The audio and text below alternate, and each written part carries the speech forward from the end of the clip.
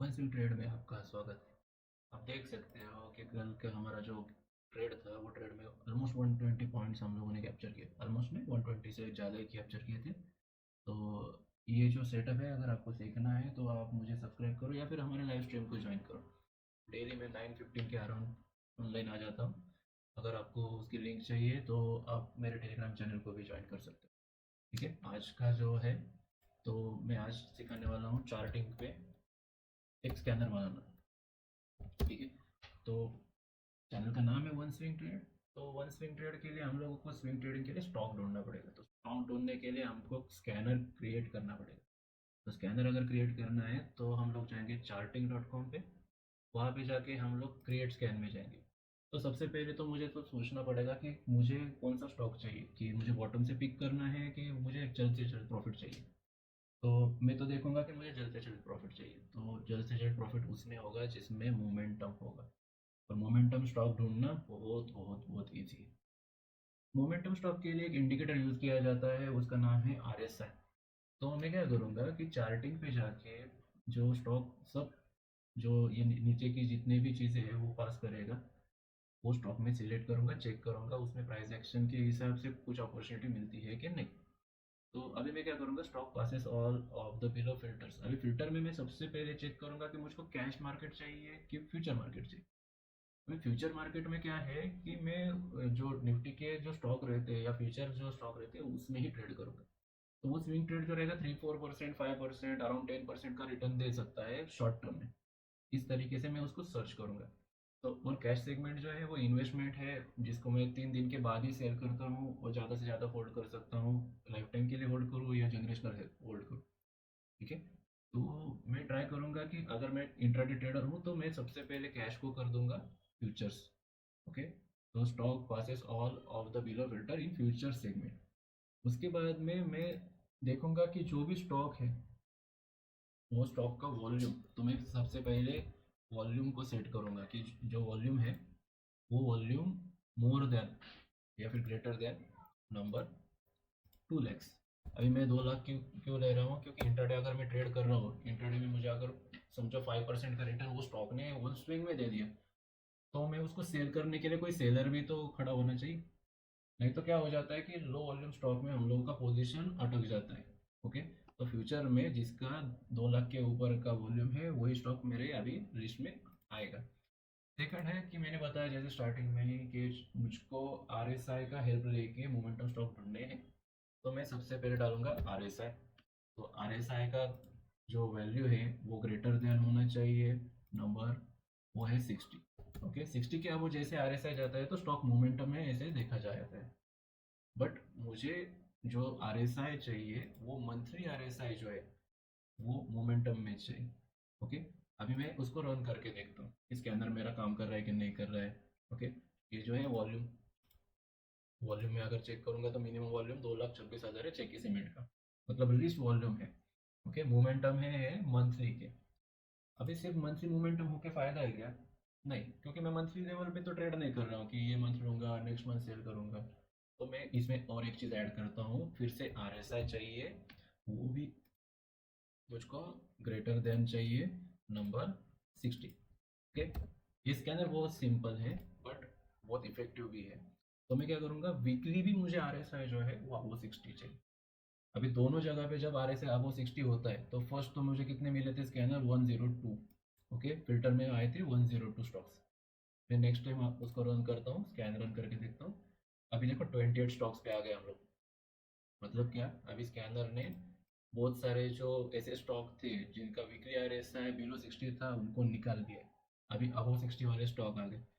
फिर मैं सोचता हूँ कि चलो मुझे अभी वीकली पे थोड़ी ट्रेड करना है कि ये वीक लूंगा नेक्स्ट वीक बेचूंगा या फिर उसके नेक्स्ट वीक बेचूंगा। ऐसे थोड़ी मैं ट्रेड करता हूँ। मैं ट्रेड करता हूँ कि आज लूंगा, 2-3 दिन में मुझे 5-6% मिल जाए, मैं निकल जाऊँ। ओके, तो मैं क्या करता हूँ, वीकली RSI जो है इसके साथ में मैं डेली का RSI मैं वापस से सेट कर रहा हूँ, daily RSI greater than number 60। Okay, तो ये हो गया मेरा और एक RSI सेट। अभी मुझे जो स्टॉक मिलेंगे वो मेरे डेली के पोजिशनल स्टॉक रहेंगे स्विंग ट्रेडिंग के लिए। मुझे 28 में से सिर्फ 17 स्टॉक ऐसे मिले हैं जो RSI अबो 60 तीनों टाइम फ्रेम। ओके, तीनों टाइम फ्रेम मतलब डेली, वीकली, मंथली, और डेली का उनका वॉल्यूम जो है वो 2 लाख के ऊपर का है। ठीक है, अभी मैं क्या करूँगा, उनको सॉर्ट आउट करूँगा, चेक करूँगा वॉल्यूम से। तो HDFC बैंक से स्टार्ट करना पड़ेगा मुझे कि सिंपल, मैं जाऊँगा ट्रेडिंग व्यू पे। अभी ट्रेडिंग व्यू को एक ऑफर चल रहा है साइबर मंडे सेल का, बट मुझे उसकी रिक्वायरमेंट ही नहीं है। क्यों? क्योंकि मैं डेली टाइम फ्रेम पे ट्रेड करने कर रहा हूँ। दूसरी चीज़, मुझे इंडिकेटर चाहिए सिर्फ RSI, और दूसरा है वॉल्यूम। तो दोनों के दोनों भी मैं आराम से फ्री में यूज़ कर सकता हूँ, तो मुझको कुछ नीड नहीं है, मैं एक्सपेंस नहीं करने वाला। ओके, तो मैं जाऊँगा अभी प्रोडक्ट में। प्रोडक्ट में जाने के बाद मैं चार्ट पे जाता हूँ, चार्ट पे चेक कर रहा हूँ। ठीक है, तो चार्ट लोड होने के लिए थोड़ा टाइम ले रहा है। ठीक है, चलो हो गया लोड। अभी जिसको मालूम नहीं है कैसे ट्रेड करना है या क्या करना है, इसके लिए मैं दूसरा एक वीडियो बना दूंगा कि कैसे एंट्री प्लान कर सकते हैं। बट मैं अपॉर्चुनिटी है कि नहीं वो चेक करने के लिए यहाँ पे चेक कर रहा हूँ एक बार। ठीक है, मैं आपको यहाँ पे RSI डाल के दिखाऊंगा कि जो 60 के अबव है कि नहीं। अभी यहाँ पे चेक कर सकते हो आप, ये डेली टाइम फ्रेम है। डेली टाइम फ्रेम पे इंडिकेटर जो है, मुझे इंडिकेटर ऐड करने हैं अभी। ठीक है, सबसे पहला इंडिकेटर है वॉल्यूम, वॉल्यूम, और दूसरा इंडिकेटर जो है वो है RSI। ठीक है, अभी ये दो इंडिकेटर मैंने ऐड कर दिए है। यहाँ पे वॉल्यूम है और दूसरा है RSI। अभी RSI की मैं आपको सेटिंग बता देता हूँ। ओके, वो सिंपल रहेगा, ऑलमोस्ट सबको पता है, जिसको पता है वो स्किप कर सकता है वीडियो। ठीक है, तो मुझे मूविंग एवरेज नहीं चाहिए RSI का, मुझे RSI जो है वो बोर्ड में अच्छा लगता है, और मैं उसको कलर ये यूज़ प्रेफर करता हूँ। ठीक है, उसके बाद में जो RSI का अपर बैंड है वो मुझे ग्रीन में चाहिए। मैं स्ट्रेट लाइन से यूज़ करता हूँ। यहाँ पे मैं थोड़ा सा थिकनेस बढ़ा देता हूँ, और इसका जो हायर वॉल्यूम है वो 60 रखेंगे। उसके बाद में जो लोअर है उसको रेड कर दूंगा मैं। ओके, उसका थिकनेस भी बढ़ा रहा हूँ, तो वो दिखने के लिए अच्छा दिखेगा। इसका थिकनेस बढ़ा दिया है, ये है वापस से स्ट्रेट लाइन, इसको 40 कर दूंगा। ये 40 कर दिया। इसमें मुझे जो सेंटर लाइन, मिडल लाइन है वो रिक्वायर्ड नहीं है, इसको ओके कर दिया। आपको एक बार वापस से सेटिंग दिखा देता हूँ। ये जो है ये मेरा RSI का सेटिंग है फाइनल पे। ठीक है, इसमें कोई भी चेंज नहीं होने वाला। ओके, तो अभी हम लोग चेक करते हैं HDFC बैंक। HDFC बैंक, अभी HDFC बैंक मुझे क्या दिख रहा है, इधर कंसल्टेशन कर रहा है। मैं इसमें जो भी है सब निकाल दे रहा हूँ ड्राइंग्स, ये प्रीवियसली मैंने ड्राइंग निकाली है। तो इस तरीके से अगर मैं एक ट्रेंड लाइन मार्क करूँगा तो यहाँ पे मुझे दिख रहा है कि यहाँ पे ये, इसके यहाँ पे ये कैंडल में 25 तारीख को RSI अबो निकला है। तो अगर RSI अबो निकला है तो यहाँ पे मेरी एंट्री बन सकती है। ठीक है, तो सिंपल थी मेरी एक एंट्री यहाँ पे, जैसे ऊपर, इसके ऊपर 1:1 का मिनिमम टारगेट। तो टारगेट तो नहीं दिया है, बट हाँ एक ब्रेकआउट तो लिया है विथ हाई वॉल्यूम कैंडल है। ठीक है, तो हम लोगों को देखना पड़ेगा कि अगर ये सस्टेन तो हो रहा है ये लेवल के ऊपर, हम लोग अपॉर्चुनिटी फाउंड आउट कर रहे हैं। अगर अपॉर्चुनिटी मिलेगी तो हम लोग इसमें ट्रेड कर सकते हैं। ओके, और यहाँ पे अपॉर्चुनिटी अब वो दिस निकलेगा तो एक बढ़िया अपॉर्चुनिटी मिलेगी। स्टॉप लॉस जो है वो जो हाई वॉल्यूम कैंडल है उसके नीचे रहेगा। और अगर यहाँ पे अगर निकला तो 1:1 भी जो अगर आप कैलकुलेट कर रहे हैं तो सिंपल थिंग है, ऑलमोस्ट 3.87%। ओके, मतलब अराउंड 4% का टारगेट आपको मिल सकता है। ये हो गया HDFC bank. But HDFC bank अगर अच्छा निकला तो सिंपल थिंग है कि हमारा जो बैंक निफ्टी है जिसमें इसका वेटेज सबसे ज़्यादा है, ये अच्छी तरीके से परफॉर्म कर सकेगा।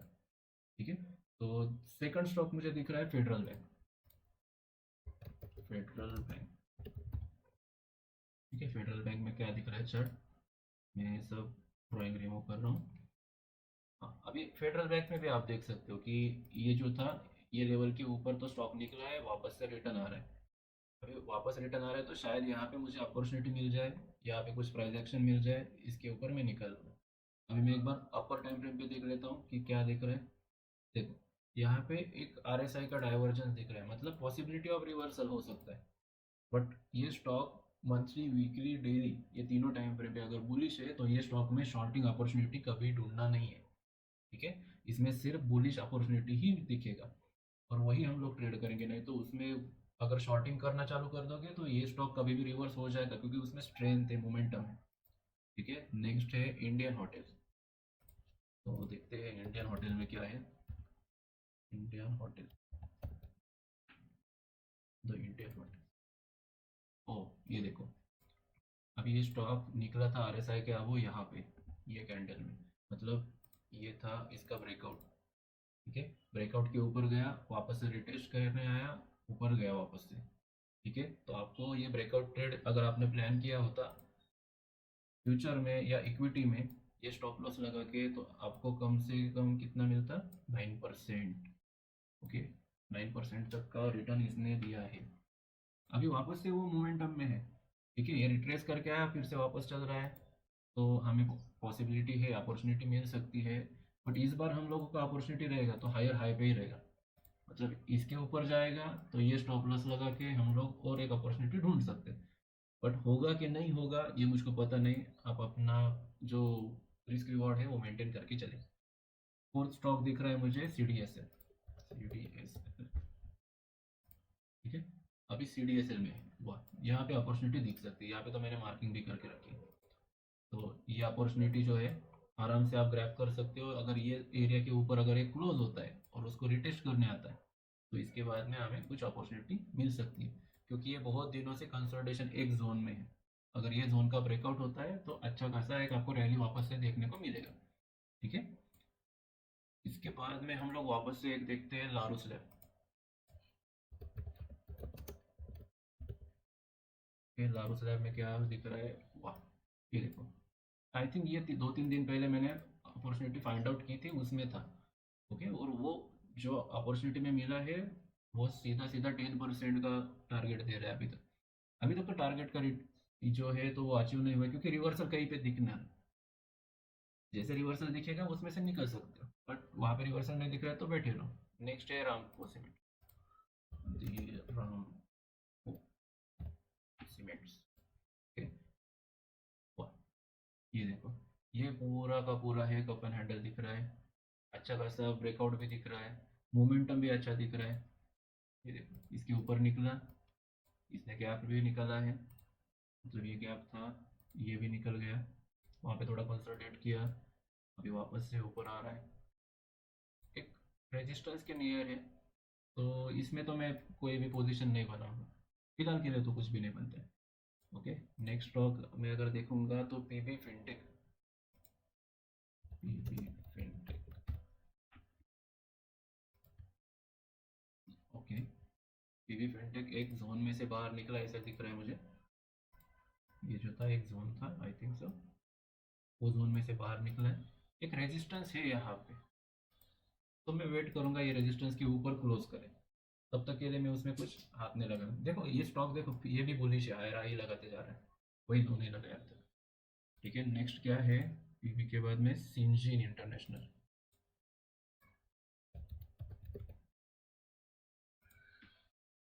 वाह, सिंजीन रेजिस्टेंस के पास खड़ा है, वो भी हाई वॉल्यूम से। ठीक है, इसके ऊपर अगर क्लोज कर दे तो हम लोग इस पे एंट्री ले सकते हैं। अभी फिर से रिस्क रिवॉर्ड मैनेज आपका है, आप देख सकते हो। ये अगर डिस्क्रिशनरी ट्रेडर है तो वो ट्रेडर का ये ब्रेकआउट है, ये ब्रेकआउट के ऊपर ये जो वॉल्यूम कैंडल मिला है अब आरएसआई का है, इसके ऊपर भी हम ट्रेड ले सकते हैं, प्लान कर सकते हैं। अभी यहाँ से अगर मैं ट्रेड प्लान करूँगा, ये स्टॉप लॉस के 5% का स्टॉप लॉस है, तो डेफिनेटली मैं इक्विटी में बाय करूँगा, ना ही फ्यूचर में। ठीक है, तो 1:1 का टारगेट अगर रखेंगे तो 5% का अगर स्टॉप लॉस है तो 5% का टारगेट तो हमें मिलना ही चाहिए। उतने वेट टाइम के लिए हम लोग वेट करेंगे। ठीक है, नेक्स्ट क्या है, इंजन अच्छा दिखा, United spirits. United spirit,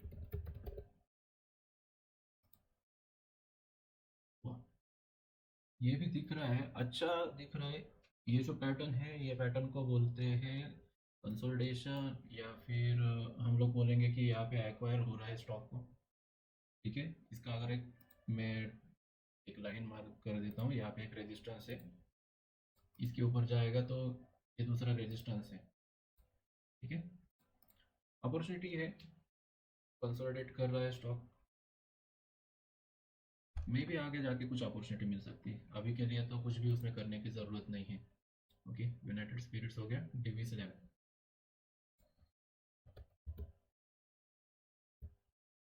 Divi's laboratory, definitely इसमें कुछ मिल सकता है और बहुत अच्छा मिल सकता है। पॉसिबिलिटी ये भी है कि कल ये गैप गैप अप ओपन हो जाए मंडे को, ठीक है। तो बहुत अच्छा दिख रहा है, स्ट्रक्चर तो अच्छा है, फ्लैग दिख रहा है, फ्लैग का ब्रेकआउट भी दिख रहा है, एक रेजिस्टेंस है, शायद से उसको खा जाएगा। ओके, एक रेजिस्टेंस है बट इतना भी बड़ा नहीं दिख रहा है मुझे, तो निकल जाएगा। और फ्लैग का अगर ब्रेकआउट होता है तो बहुत बड़ा फ्लैग है, बहुत अच्छा जाएगा। तो अपॉर्चुनिटी है यहाँ पे, अपने हिसाब से ट्रेड करें। नेक्स्ट क्या है मेरे पास डिवीज के बाद में, कैम्स,